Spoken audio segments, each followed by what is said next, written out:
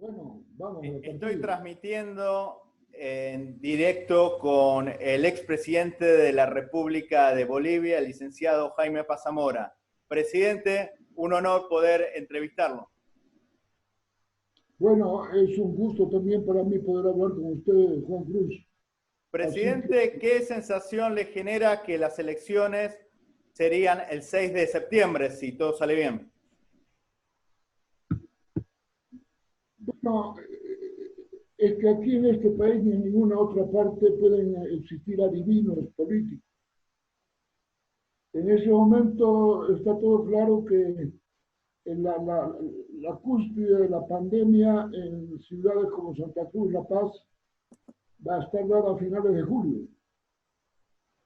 Por lo tanto, claro, la Corte Electoral Nacional está presionada a dar una fecha y efectivamente la dio esta fecha de septiembre. Todos esperemos que este tope de la pandemia que está visualizado para mediados y finales de julio, ya en agosto normalice y se pueda ir a las elecciones en septiembre. Pero en todo caso se superó eh, una fecha anterior que estaba absolutamente fuera de foco, que un poco planteaba las elecciones para primero el 3 de mayo y después para el 3 de agosto. Entonces, eso es lo que tenemos, no hay más, o sea, pero está un poco en las manos de Dios, digamos, o Sí, de así es. adivinos. Porque, ¿Usted considera que Yanine Áñez tendría que renunciar a su candidatura, como muchos sectores de Bolivia piden? pero ¿y cómo lo adivinó usted? No, la verdad, yo creo que hay dos factores en Bolivia en este momento que están perturbando la transición. Una transición que por otra parte la hemos iniciado bien, eh, hemos resuelto problemas que, por ejemplo, Chile todavía no puede resolver, o que el propio Ecuador o Colombia no pueden resolver. Lo hemos resuelto aquí pacíficamente. Pero bueno, esta transición eh, que estaba desarrollando bien, se encontró con dos obstáculos. El primer obstáculo traído por la mayoría casi absoluta que el MAS tiene en el Parlamento, sobre todo en el Senado, que en un primer momento se descontroló cuando su jefe huyó y los parlamentarios no aparecían, pero bueno, se han dado cuenta que la transición es una transición pacífica, no violenta, y entonces han ido apareciendo y han completado su quórum a mayoría absoluta en el Congreso. Pero en este Entonces, gobierno que ellos dicen que es de transición, hay muchos casos de corrupción, como el pero tema de los claro, respiradores, donde hay un ministro preso, el caso de los gases lacrimógenos.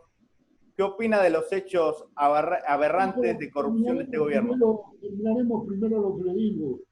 Eh, que ese es un factor, el factor de un parlamento que está saboteando o entorpeciendo cualquier paso que se pueda dar en la transición. Y el segundo punto es el que tú señalaste, que es un error de la presidenta haber aceptado la presidencia para hacer una transición y luego lanzarse de candidata. Eso está enervando todo el panorama, porque entonces, por un lado, tú no sabes cuándo la presidenta actúa como presidenta y cuándo actúa como candidata.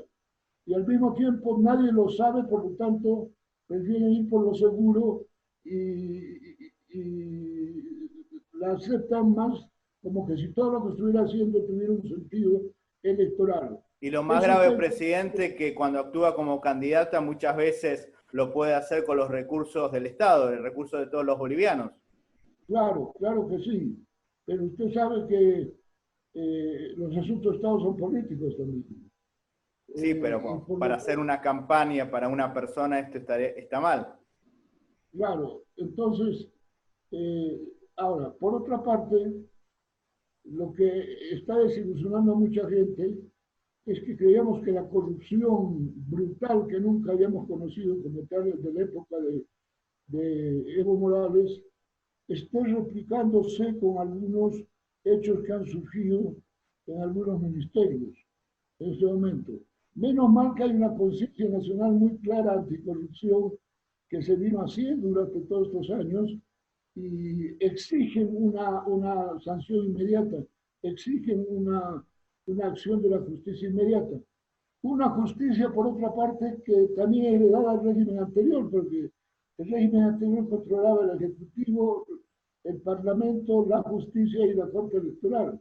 Entonces, a veces la justicia misma tampoco opera o sabotea en el régimen de transición procesos que deberían ir mucho más rápido en la dilucidación de la verdad y contra la corrupción. Entonces, todos estos son aspectos que vuelven complejo el proceso boliviano, pero sin embargo la gente tiene mucha esperanza en que se pueda lograr hacer una transición pacífica y se puede ir normalizando el proceso democrático que había sido interrumpido durante 14 años. ¿Qué opina de que Yanine Áñez nombró al doctor Mohamed Mostajo como embajador de Ciencia, Tecnología e Innovación? ¿Piensa que era necesario crear este cargo? Absolutamente innecesario. Absolutamente innecesario. Y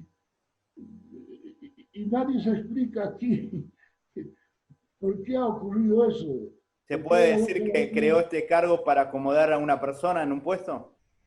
Puede ser, pero esto es más que un acomodo. Pareciera que la aparición de este señor traía un plan detrás, o sea que el veneno iba en la cola. Entonces, efectivamente es una incógnita, pero que finalmente no tiene mayor relevancia, por lo menos hasta ahora. Se le ha encontrado una Es cierta uno de los ligación, sospechosos en el caso de la adquisición de los respiradores con sobreprecio. se le ha encontrado una cierta ligación, pero que ahí está, se está investigando. Y se dice Pero que el sueldo de él es superior al sueldo de cualquier asambleísta. bueno, eso es un sueldo superior, evidentemente. Y eso es una cosa que también molesta a la gente. Aunque la administración pública es el problema en Bolivia, trabaja con sueldos muy bajos, lo cual fomenta la corrupción, entre otras cosas. Sí, Pero en pero el se caso de cierran algunos ministerios y algunas embajadas en el exterior con el argumento de austeridad y crean este cargo que no se sabe para qué sirve con un sueldo que dicen que ronda entre los 6.000 y 7.000 dólares bueno, mensuales. no, yo creo que tanto el cerrar ministerios como nombrar o cerrar embajadas no le correspondía como gobierno de transición. Así es. Se O sea, es toman algo potestades como si tuviesen el respaldo popular. ¿entiende? Entonces, no está bien, son de las cosas que no están bien. ¿Cómo calificaría la gestión de Yanine Áñez? Del 1 al 10, ¿qué puntuación le daría en estos casi 7 meses? Yo diría un 5. 5. Es decir, para producir un empate, que es lo que a veces molesta tanto en la política boliviana, pero 5, porque hay una primera etapa en que fue muy necesaria su presencia y el puntaje del diez se fue reduciendo sobre todo en estos últimos 2 meses, estos últimos 2, 3 meses.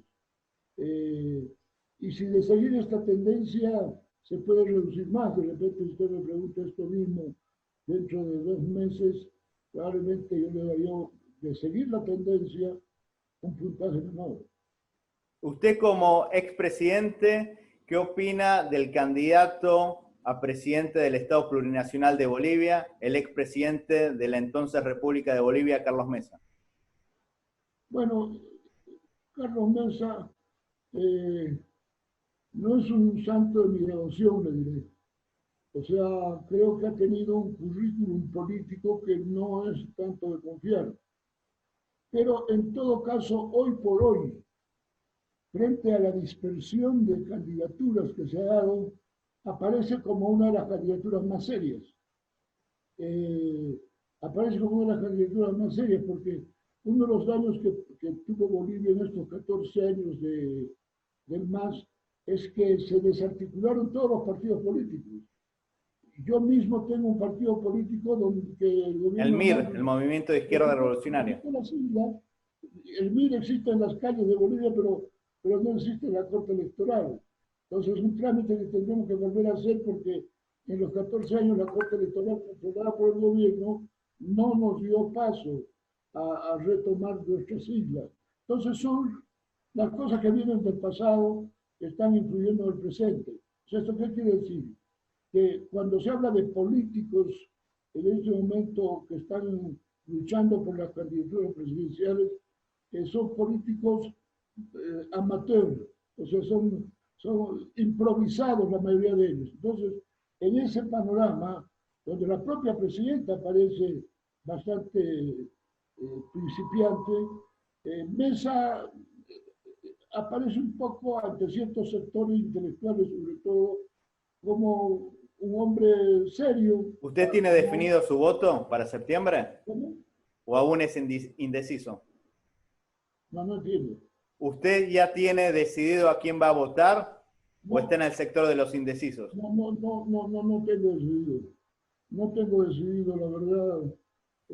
Y en general estoy muy confuso con lo que está pasando en Bolivia. No sé cómo estará la gran parte de la población. Eh, porque como digo, los candidatos no son de un primer orden. Es una lástima, es una transición. Me habría gustado que fueran políticos, vaya, experimentados, o por lo menos gente joven, claro, un proceso de renovación, pero con una formación seria, sólida, con una capacidad de contacto con la población, que no las veo en ningún candidato. La ¿Yanina tendencia, Áñez se la comunicó con tendencia, ustedes desde que asumió la presidencia para consultarle ¿cómo? algo como expresidente de Bolivia? ¿Qué pasa?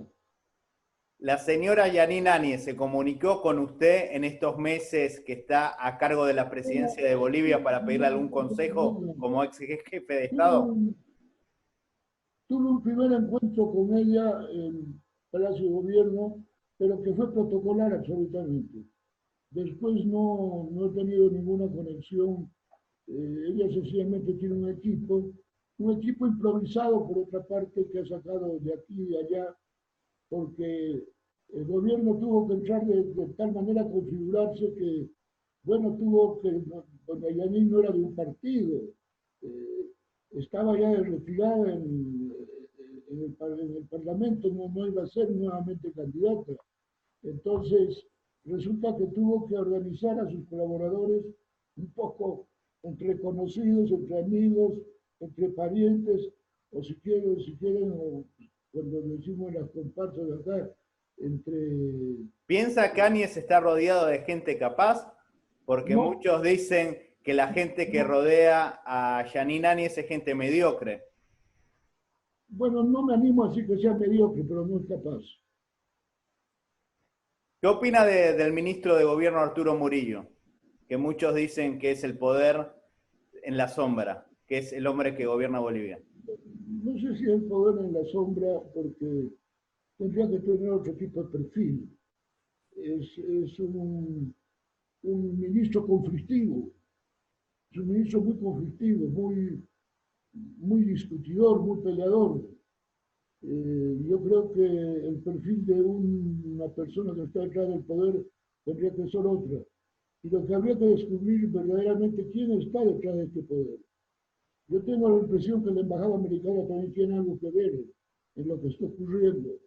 Por ejemplo, en la eliminación de las embajadas de Nicaragua y de Irán. Así es. Eh, Uno no sabe por qué se le ocurrió meter un paquete de reforma estructural de los ministerios. ¿Usted sospecha que hay presión de Estados Unidos para el cierre de estas dos embajadas? No digo que hay presiones, sino me preocupa pensar de que justo se le ocurre cerrar dos embajadas que son como son, que usted las conoce muy bien. Y sobre todo a mí me parece que las relaciones de Bolivia con Irán deberían mantenerse. Es un factor importante en la política internacional. Eh, entonces, no sé, esto te pone una serie de dudas, te pone una serie de dudas sobre cuál es la verdadera influencia en las decisiones de fondo.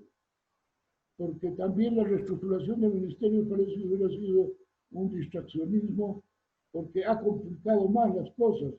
Yo creo que el único acierto que tuvo fue pasar el Ministerio de Turismo, que estaba en cultura, lo pasó a un ministerio productivo, de desarrollo productivo, porque yo creo que el turismo en Bolivia lo debemos tomar de esa manera. Pero después el trato que se le está dando a cultura no es correcto, no es correcto de ninguna manera, y más tratándose de un país como Bolivia, que tiene mucho que aportar en el campo de la cultura y que desarrollar.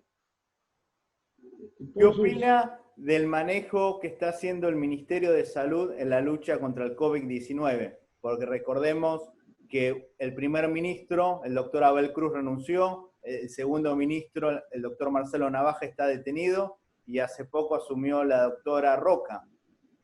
¿Qué opina respecto del manejo del Ministerio de Salud? Bueno, el Ministerio de Salud está siendo una víctima de la terrible irresponsabilidad de 14 años que tuvo el gobierno más rico en dinero del país y que no fue capaz de dejar una infraestructura mínima, como para poder atender una pandemia. Entonces yo diría que más culpa, porque el primero se fue por razones de familia, dice. El segundo, porque está implicado en el de los respiradores. Pero a todo el mundo le llama la atención porque es un sector de mucho prestigio en nuestro país y de recursos también, como para poder estar en los respiradores, que parece que eso viene por otro lado. Y entonces, yo diría que es más el fallo estructural que tiene el Ministerio de una infraestructura sanitaria absolutamente caduca, insuficiente en hospitales, etc. Pero Bolivia no está tan mal comparado con los países andinos. Si uno compara la situación de Bolivia con la situación que está atravesando lamentablemente Perú y Ecuador, los números no son tan elevados. Tan mal sistema de salud no habrán encontrado. No, es decir, Bolivia en este momento está con relativas buenas cifras, digamos. No hay miles de muertos. Perú tiene más de 200.000 infectados. Somos una población más pequeña, ¿verdad? Ecuador es una población aún más pequeña que Bolivia y tiene miles de muertos, presidente. Claro, y que yo creo que la pandemia ha de llegar, como lo dice la ministra de Salud misma, a su tope a finales de julio. Pero en todo caso, lo que ocurre en Bolivia en ese sentido es un milagro y también una disciplina de la población que cuando se le pidió que se quedara en su casa, se quedó por su casa. Es impresionante, yo me sentí muy feliz de ser boliviano al ver el comportamiento de una cantidad de población que se quedó en su casa a pesar de que no tenía recursos para vivir, a pesar de que tenían que hacer múltiples sacrificios para quedarse en su casa. Aunque eso ya se está normalizando poco a poco. La última pregunta, presidente. ¿Cuál es la mejor solución para su país? Para que salga de esta crisis económica y sanitaria como está viviendo todos los países del mundo. Yo empecé mi lucha muy joven en la universidad, convencido de que había que terminar con la Bolivia militar, que habíamos conocido desde el comienzo de la República, y que mi país era inviable si no instauraba una democracia institucional de autonomía de los poderes del Estado, es decir, una verdadera pues democracia. Entonces yo sigo considerando de que el paso sine qua non que debemos dar en el país es que funcione una democracia. Nunca pudimos lograrlo, salvo estos últimos años, desde que comenzó la democracia en 1982, hubo unos 2 o 3 periodos donde más o menos se trató de conservar o de crear, digamos, un sistema democrático, pero está en veremos en este momento. Ojalá, yo soy optimista. Yo creo que un régimen de transición puede resolver este problema, aunque también es complicado porque la presidencia de la señora Áñez ha dividido al mundo político boliviano en beneficio del MAS. O sea, si a alguien le favorece que la señora Áñez sea candidata, es al MAS. ¿En qué sentido? ¿Cómo? ¿En qué sentido le favorece al MAS que Áñez sea candidata? Divide más todavía en un mundo de múltiples opciones, aparece una más que va a dividir más de lo que ya está dividido.